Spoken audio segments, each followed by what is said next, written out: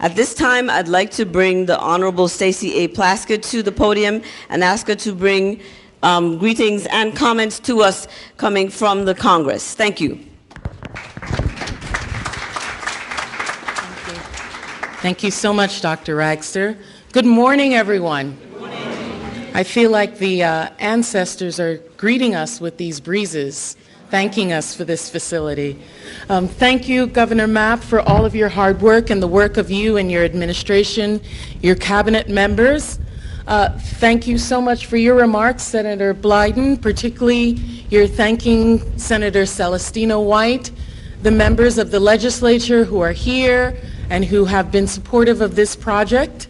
I also, of course, would like to thank so many of the partners who have been a part of this. Mr. Buckler, for your support, as well as Jose Ramon Gonzalez.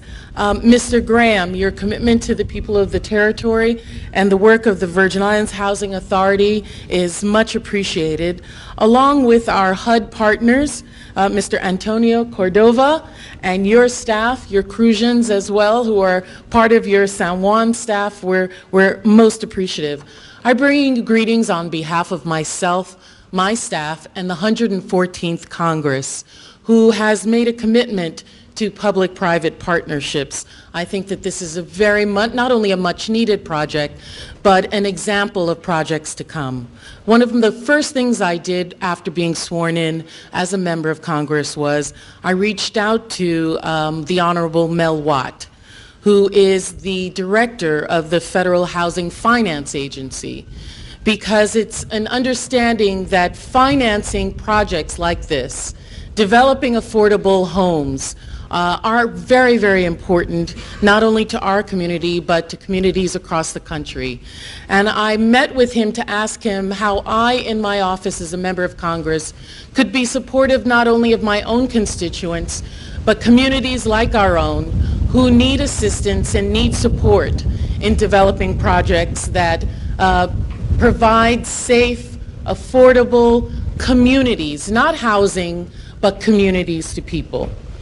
We're doing that in Congress through trying to expand tax credits for developing new and innovative ways to create public-private partnerships like the one that we have developed with Michaels. Also, there's been a lot of discussion in Congress about something that I and several of my colleagues are trying to be at the forefront of, called social impact investing.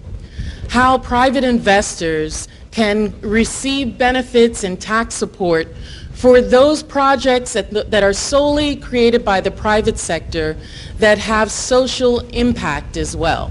So people who go into communities and do microloans, people who create housing, innovative after-school programs, to come up with matrices and ways for us to be able to identify how they advance a community by these social impact investments that the private sector is making.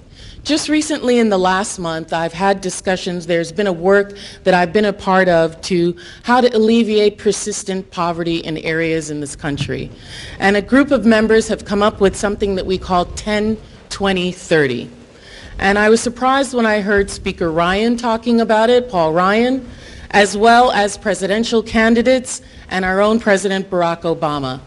And the project of 10-20-30 is that there are a group of members that are growing that are saying that we are asking all federal agencies, HUD, others, to take 10% of their discretionary funding and put it into those communities that have been identified as having 20% more poverty level for 30 or more years.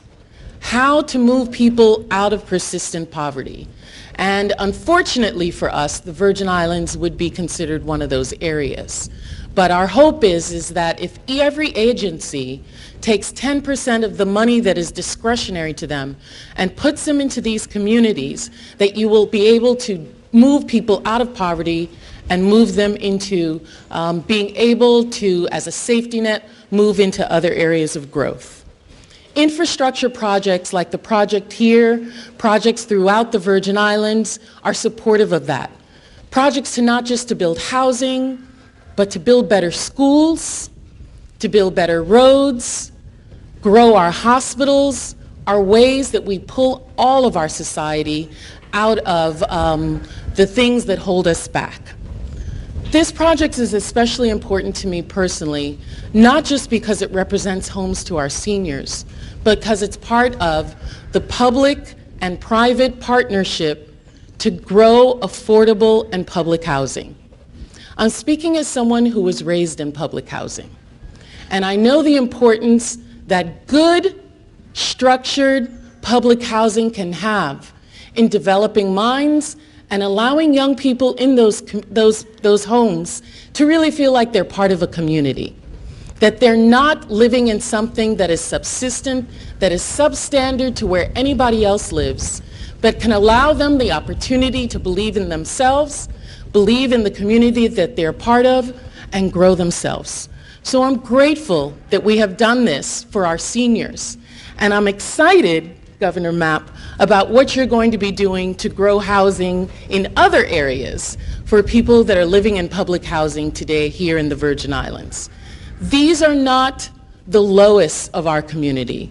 They're the ones that need assistance and can be our brightest minds and the greatest hope for our future as a people in the Virgin Islands. I stand as a testament to what a community of public housing can produce.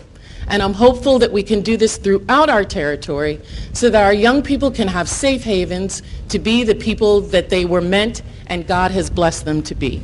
So I'm thankful for you all for this opportunity to speak.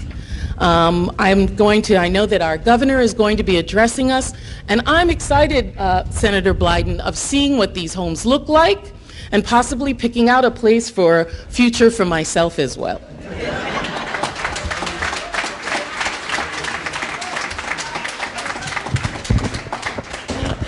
Thank you very much, Delegate Plaskett. I'm happy to hear that you are interested in the 10-20-30 approach. That's something that's been around a long time, that is beginning to catch on, and it's something that we certainly should be a part of.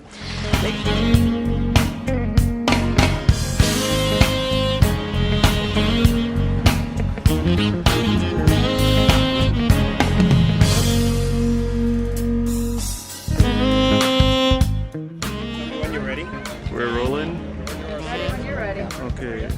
One.